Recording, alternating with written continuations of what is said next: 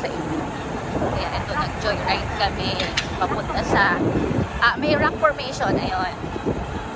Pwede nyo itong punta dito kayo rock formation sa natin. Ayan, dito na kami guys sa sinasabi ko na rock formation. May entrance 20 lang. So makakapasok ka na dito. At makikita mo yung magandang spot ng dagat. May rock formation.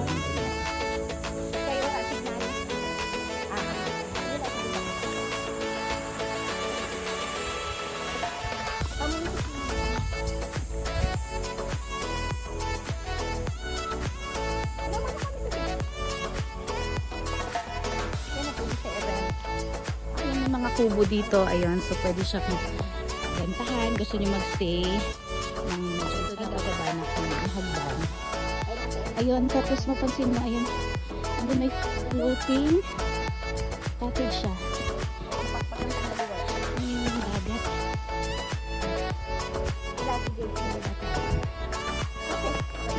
Then may cottage din pala sa baba. Baba tayo. Mao nga ni, ibaba good ang mga bag, no? Nagwaray upay kami dire. Kailangan malakas ang loob mo kasi wala mga life jacket dito, guys. Kailangan marunong kang lumangoy or lakasan ng loob to. Oh, walang life jacket. Eh, gusto niyo pumunta dito, mag-ready na rin kayo ng life jacket niyo.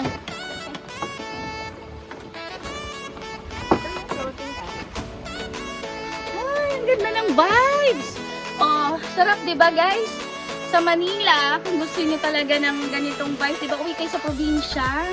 Kasi vitamin C ito. Vitamin C. Ito hinahanap natin, no? Lalo na yung mga stress sa trabaho, stress sa mga kaganapan, sa life. Mag-relax muna. Ayun, tali, oh. Ayun ang rock formation, ganyan. Pwede kung gusto mo ma-feel yung vibes ng mga rock formation na yan. Tapos, babaybay ka din sa gilid na yan. At yun yung tali, may kubo. Hinihilaan yan. Tapos, kamayad, di ba? Mayad dito, guys. Ayun o, pakita ko yung town proper ng Allen. Ayun. Ayun siya. Basta doon. Yung banda. Langoy, pagilid.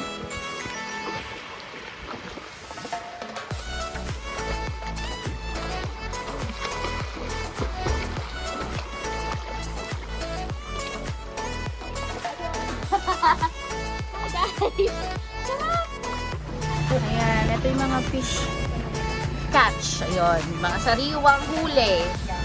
Oh, diba? Sarap dito yan. Pag dito ka sa probinsya, yan yung mga namimiss nating pagkain, yung mga sariwang ganyan. Kasi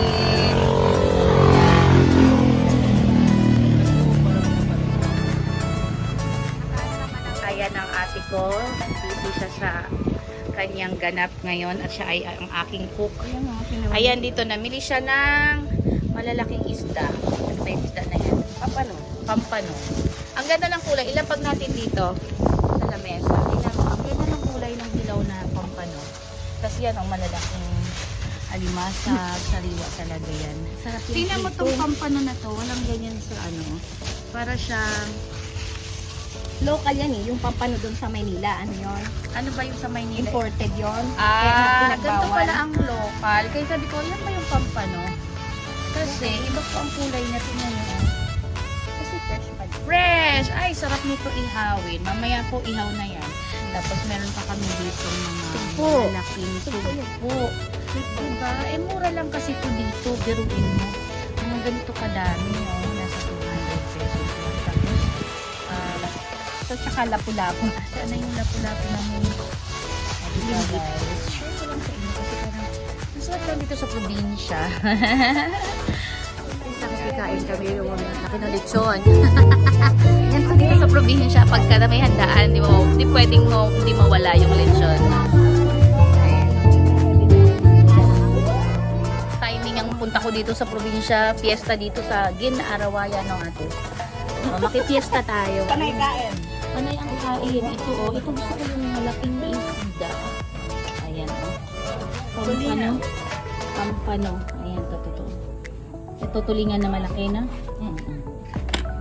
Guys, dito sa Allen proper, meron ditong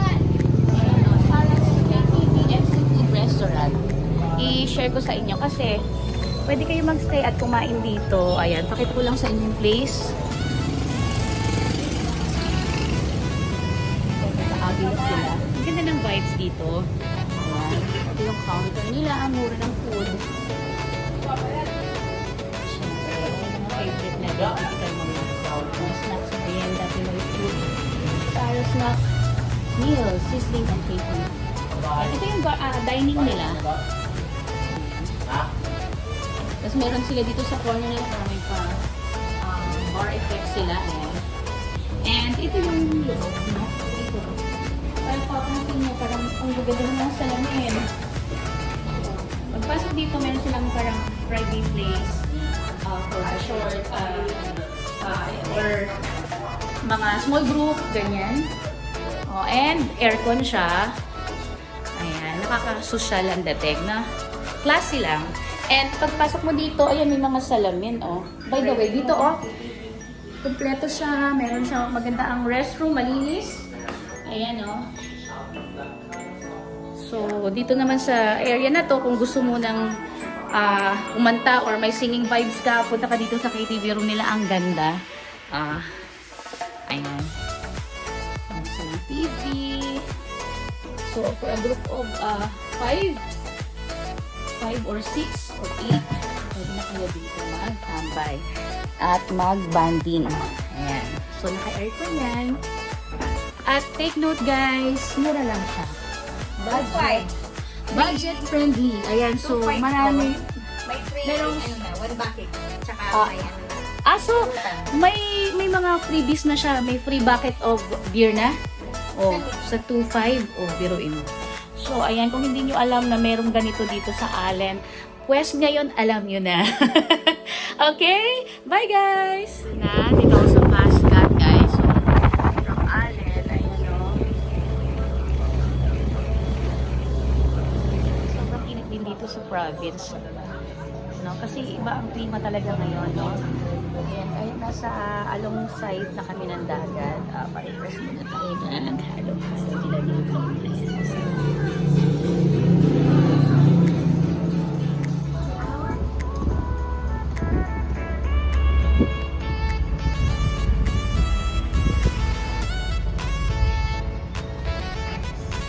Guys, so dito na tayo sa Matnog. Ang bilis lang talaga ng biyahe. Ayan o, pag fast cut talaga. So, very convenient. And tatawid lang from Allen to Matnog. So, 1 hour lang ang biyahe. Ganun kabilis.